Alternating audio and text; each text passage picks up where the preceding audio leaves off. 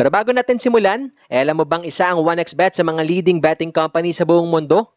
Kaya naman huwag nang magdalawang isip pa at tumalpak na. So you had to win that one twice tonight. What impressed you most with that performance? I think the way that we controlled the tempo for that game. I thought the guys did a good job trying to stick to the scout. Sydney, they playing at home, made a run. They're a talented team.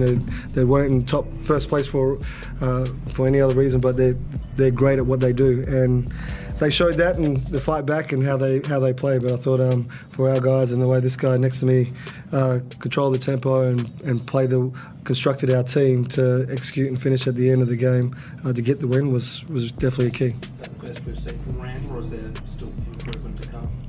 Look, he's a hot mess. He can go on streaks and set things apart, and we've seen it at practice and we've seen it in the games over in the US. But this is not about one person. He can give more, and I want him to give more to the team. But it's about our group. I'm not here to talk about any individual. But I know I spoke about Mitch, but this is a team game, and I think for us to really be solid and how we won this game was as a team. Can I ask one more question on Yep. him though?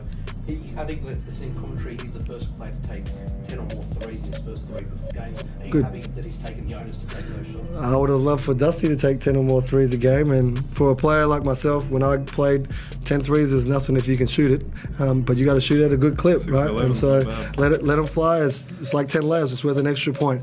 And for guys like that, you've got to defend them, chase them, and they can turn corners and create plays like DJ does. So they're hard checks, especially if you're playing in the defense that Sydney Kings were in, and but a credit to our boys to again take the right shots and then being able to close out on the defensive end, like holding Sydney to 88 points. They're the hottest team in the league in transition, and again they still did that very well, and they lived in the pain against us tonight. And a few things that we'll clean up, but I'm happy that we came away with the win. CJ, a bit of trash talk in the week. How much did that sort of motivate you guys, and how satisfying is it to have the final? Yeah, you have to ask the players that. For me, it wasn't. I don't get into all that. Like for Paul and what he says, he deserves to say whatever he wants, and as the owner of the team, my focus is our guys. And as I said to them behind closed doors, if that's what helps you, then use that. But for me, we're here to be better today, and we need to be the best team today to go and win this game. We're on the road. This is our first road win.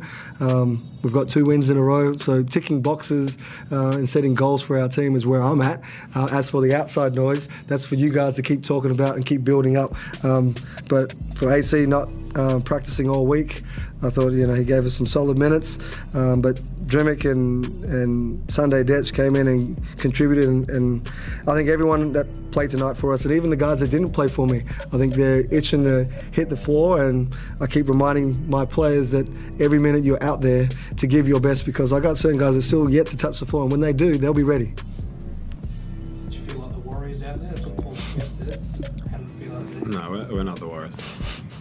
Five players scoring in double digits tonight. How impressed were you with that? I'd like to have 7 players in double figures. I think, yes, our starters are good and they play a lot of minutes, so getting to double figures, I like to think that all of them can do that, and they've proven that in the past and playing in this league for a while.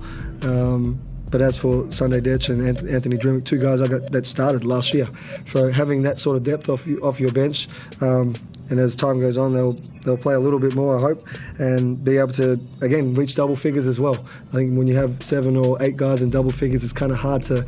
Who do you pick your poison? And right now, I think the way that we're playing, those guys bring it, and Hiram set the energy on the defensive end as well. My starting group is working towards that, but they set the right tone this game, and they did it against Illawarra, and we need to continue to improve on that. I was going to say, I think it was 8 points off the bench. You're not worried about that? I'm not. The starters are in such control. If the ball's in their hand, it's for them to make the right decision. And there'll be certain nights that like you see, Craig's made some big time buckets for us, and you know this guy has too, and Robo has, and AC's in the preseason he's been on fire. So where we're at right now is more sharing the rock and making sure that we get everyone the right shots, so that when you get it, but you got to put in the work behind closed doors, and so when it's game time we can deliver when we need to. 2 wins in a row. How much confidence does that give you playing 2 games next week?